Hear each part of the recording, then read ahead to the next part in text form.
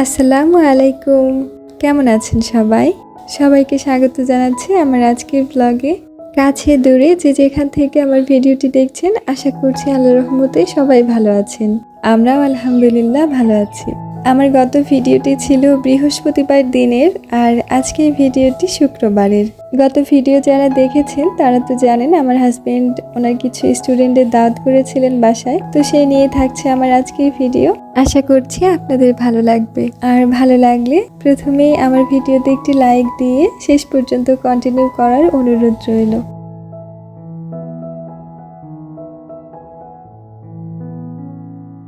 আমি আজকে গরুর মাংসের বিরিয়ানি করব মেহমানদের জন্য। তো বিরিয়ানির জন্য যেটা খুবই ইম্পর্টেন্ট তা হলো বিরিয়ানি মশলা। আমি একটা শাহি মশলা প্রথমেই রেডি করছি।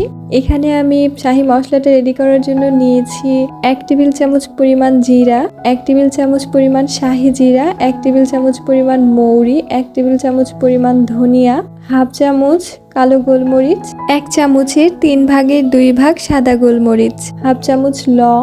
লংয়ের টেস্ট যেহেতু অনেক বেশি কড়া, এই জন্য লং একটু কম পরিমাণেই আমি নিয়েছি। আর একটা স্টার এন্স মানে স্টার মশলা যেটাকে বলা হয়, ওটার পাতাগুলো ভেঙে আমি ছোট ছোট করে নিয়েছি। আর নিয়েছি 2টো জয়ত্রী ফুল, আর জয়ফল নিয়েছি একটি। জায়ফলটিকে ভাজার সুবিধার্থে আমি ভেঙে নিয়েছি।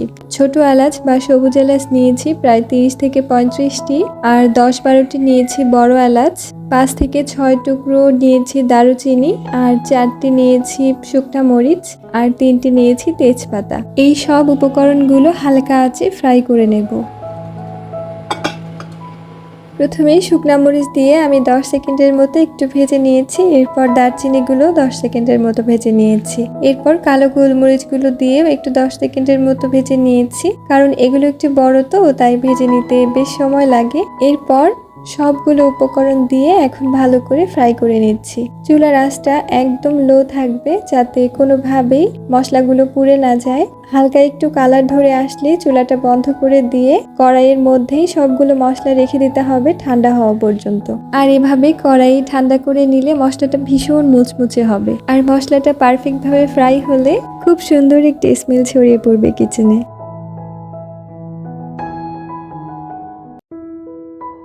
ঠান্ডা হয়ে গেলে সবগুলো উপকরণ আমি ব্লেন্ড করে নিয়েছি। এখন একটি কাচের বয়মে রেখে দিচ্ছি সবটুকু মশলা, আর এভাবে রাখলে না দীর্ঘদিন সংরক্ষণ করা যাবে। তো রেডি হয়ে গেল আমার শাহি মশলা। আর এই মশলাটা রেডি করা থাকলে না আমার একদম টেনশন লাগে না, কারণ যে কোনো মুহূর্তে একদম ঝটপট তেহেরি, বিরিয়ানি, কাচ্চি বা মাংস রিলেটেড যে কোনো রেসিপি তৈরি করে ফেলা যাবে। তেমনি আজকের বিরিয়ানি রান্নার ফার্স্ট প্রসেস আমার শেষ। এখন সেকেন্ড স্টেপ। আর সেকেন্ড স্টেপে তৈরি করেছি পেঁয়াজ বেরেস্তা। পেঁয়াজ বেরেস্তা ব্যবহার করলে বিরিয়ানির টেস্ট অনেক গুণ বেড়ে যায়, এটা আমার চেয়ে আসলে আপুরাই মনে হয় ভালো জানেন। বেরেস্তাটা যখন প্লেটে উঠিয়েছি সাথে সাথে ছড়িয়ে দিয়েছি, যাতে এর ভিতরের গরম ভাবটা বের হয়ে যায় আর সুন্দরভাবে মুচমুচে হয়ে যাবে। আর পেঁয়াজ বেরেস্তা না দেশি পেঁয়াজেরটা সবচেয়ে বেশি সুন্দর হয়। বেরেস্তাটা রেডি করে রেখে এখন মাংসটা রেডি করে নেব। আজকের বিরিয়ানির জন্য আমি এখানে 2.5 কেজি পরিমাণ মাংস নিয়েছি। মাংসটা আমরা রেগুলার যেভাবে কাটি তার চেয়ে একটু ছোট করেছি। মাংসে এখন মশলাগুলো অ্যাড করব। আমি প্রথমেই 2.5 টেবিল চামচ আদা বাটা দিয়েছি, 2.5 টেবিল চামচ রসুন বাটা দিয়েছি, জিরা বাটা দিয়েছি 2 টেবিল চামচ। যদি এখানে জিরা বাটা না দিয়ে জিরা গুঁড়ো দিতাম তাহলে 1.5 টেবিল চামচ পরিমাণ জিরা গুঁড়ো দিতাম।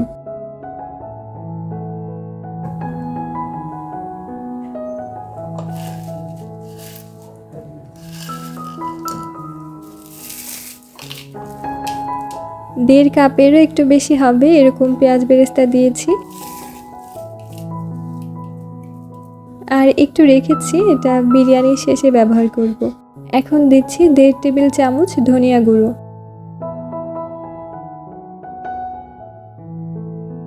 আর যে মশলাটা করেছিলাম গরম মশলা, সেখান থেকে 1 টেবিল চামচ গরম মশলা দিয়েছি। স্বাদ মতো লবণ আমি দিয়েছি 1.5 টেবিল চামচের মতো। 1 টেবিল চামচ লাল মরিচের গুঁড়ো দিয়েছি। এখন 1 কাপ পরিমাণ টক দই দিচ্ছি। টক দইটা আমি সম্পূর্ণ পানি ঝরিয়ে নিয়েছি। একটি জায়ফল আর 2 পিস জয়ত্রী ফুল পানি দিয়ে বেটে নিয়েছি, সেটা এখন দিয়ে দিলাম। এখন 3 চামচের মতো ঘি দিচ্ছি। এই ঘিটা না আমি নিজেই বানিয়েছিলাম আর একদম ফার্স্ট টাইম বানিয়েছিলাম।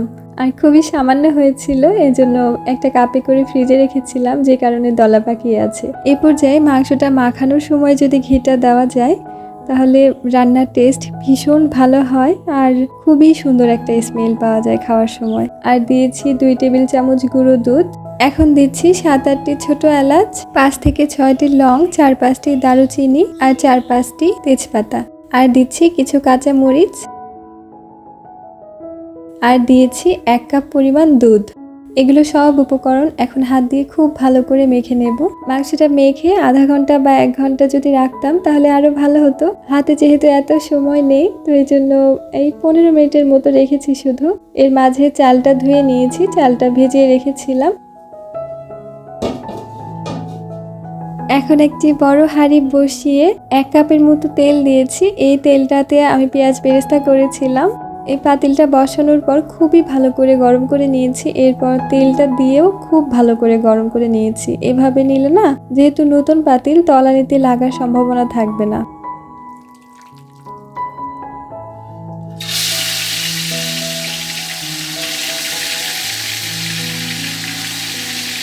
এই পাতিলটা না আমার বিয়ের সময়ের পাতিল। তো এর আগে মনে হয় মাত্র একবার এটাতে রান্না করা হয়েছে, তাও চুলায় রান্না করা হয়েছিল। গ্যাসের চুলায় এই প্রথম রান্না করছি।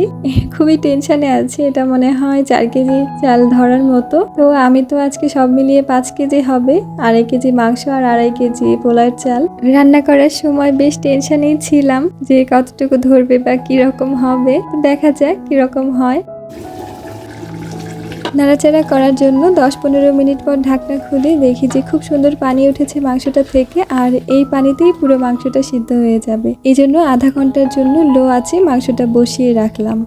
কাজ করতে করতে প্রচণ্ড গরম লাগছে, এই জন্য ভাবলাম যে শরবত টাইপ কিছু বানিয়ে নেই, গরমে বেশ স্বস্তি লাগবে। কিছু আম এত বেশি পেকে গিয়েছিল যে সেগুলো শরবত বা অন্য কিছু বানিয়ে না খেলে আর খাওয়াই যাবে না, এমন অবস্থা। আর যেহেতু শুক্রবার, হাজব্যান্ড বাসায় আছেন আর উনি তো জুস বা শরবত টাইপ জিনিস খুবই পছন্দ করেন, এজন্য একদম পাকা আমগুলো দিয়ে একটা শরবত বানিয়ে নিচ্ছি সিম্পল ভাবে।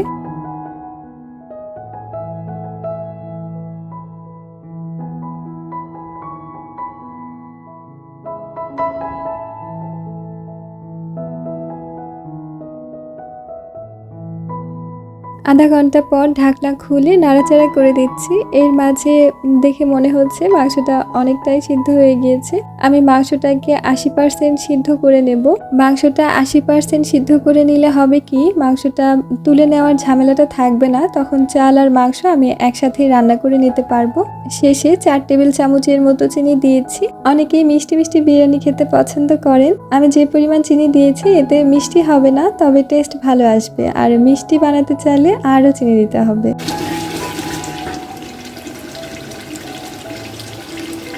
চিনিটা গলে গিয়েছে, এখন মাংসটা নামিয়ে রাখছি।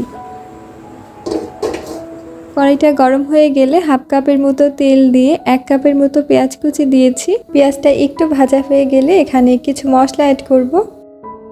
10-12টি ছোট এলাচ, 5-6 টুকরো দারুচিনি, লবঙ্গ দিয়েছি 7-8টি, কয়েকটি কাঁচামরিচের মাঝখানে ভেঙে দিয়েছি যাতে কিছুটা ঝাল বের হতে পারে। আর দিয়েছি কিছুটা ঘি। চাল ভাজার সময় ঘিটা দিয়েছি, এতে চালটা না খুব সুন্দর মোলায়েম হয়, মানে মসৃণ হয় আর কি, আর সুন্দর একটা স্মেল তো আছেই। এরপর 1.5 টেবিল চামচ করে আদা বাটা, রসুন বাটা আর জিরা বাটা দিয়েছি। সেই সাথে 1/2 চামচ সাদা গোলমরিচ আর 1/2 চামচ কালো গোলমরিচের গুঁড়ো দিয়েছি। মশলাগুলোর কাঁচা গন্ধটা চলে যাওয়া পর্যন্ত ভেজে নিয়ে চালটা প্রায় 14-15 মিনিটের মতো ভেজে নিয়েছি। এরপর আবার হাঁড়িটি বসিয়ে দিয়ে এরপর ভেজে রাখা চালটা হাঁড়িতে ঢেলে নিয়েছি। এখন মাংসের সঙ্গে চালটা খুব ভালোভাবে নাড়াচাড়া করে মিশিয়ে নিচ্ছি। স্বাদ অনুযায়ী লবণ দিয়েছি, আমি 3 টেবিল চামচের মতো লবণ দিয়েছি। চালটা পাতিলে ঢালার সময় আমার হাজব্যান্ড হেল্প করেছেন, তো এই জন্য ভিডিওতে আর সেটা দিতে পারিনি। এখন পরিমাণ মতো পানি দিলাম। পানিটা আগে গরম করে রেখেছিলাম, যে পট দিয়ে আমি চাল মেপেছি সেই পট দিয়ে এখানে পানি দিয়েছি। আর 2.5 পট চাল তো 10 পট হয়, সেই অনুযায়ী 20 পট পানি, তবে আমি 18 পট পানি দিয়েছি যেহেতু মাংসেও কিছুটা ঝোল ছিল এজন্য। এরপর অনেকগুলো কিশমিশ দিয়েছি। কিশমিশ আমার ভীষণ পছন্দের, প্রায় 1 কাপের মতো কিশমিশ দিয়েছি আর বাকি পানিটুকু অ্যাড করে দিচ্ছি। সম্পূর্ণ পানিটা দেয়া হলে একদম তলানি পর্যন্ত সবকিছু একসাথে খুব ভালো করে নাড়াচাড়া করে ঢেকে দিচ্ছি কিছুক্ষণের জন্য। কিছুক্ষণ পর পানিটা যখন কিছুটা কমে গিয়েছে তখন 2 কাপের মতো কাঠবাদাম আর কাজু বাদাম কুচি দিয়েছি। এখানে পেস্তা বাদামও দেওয়া যায়, তো বাসায় ছিল না এজন্য আর দেইনি। অনেকে বাদাম ব্লেন্ড করে দিয়ে থাকেন, সেটাও ভালো লাগে, তবে আমার মনে হয় বাদাম এভাবে কুচি করে দিলে অসম্ভব মজা লাগে। এখন চুলার আঁচ একদম কমিয়ে আধা ঘন্টার জন্য ঢেকে রাখছি। আমি যে পরিমাণ পানি দিয়েছিলাম আলহামদুলিল্লাহ চালটা খুব সুন্দরভাবে সিদ্ধ হয়েছে। আমি ভয় পেয়েছিলাম যে চালটা আবার বেশি হয়ে যাবে নাকি পাতিলে, তো একদম মুখে মুখে হয়ে গিয়েছে। পাতিলের নিচে একটি তাওয়া বসিয়ে দিয়েছি একদম লো আছে। এখন 1 ঘন্টার জন্য দমে রেখে দেব। বিরিয়ানিটা দমে বসিয়ে ফ্রেশ হয়ে নামাজ সেরে এখন আগের দিনে বানিয়ে রাখা কাস্টার্ডের মিশ্রণটা নর্মাল ফ্রিজ থেকে বের করে নিয়েছি। ঢেকে রেখে পুরোপুরি ঠান্ডা করে নেওয়ার ফলে কাস্টার্ডের উপরে না মোটা কোনো সর পড়েনি, মানে একদমই কোনো লাম্পস ক্রিয়েট হয়নি।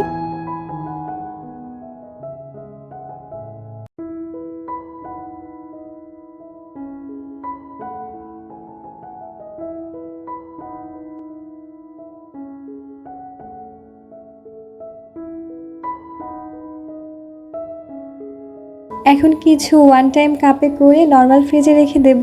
খাওয়ার আগে শুধু বের করে ঠান্ডা ঠান্ডা সার্ভ করতে পারবো।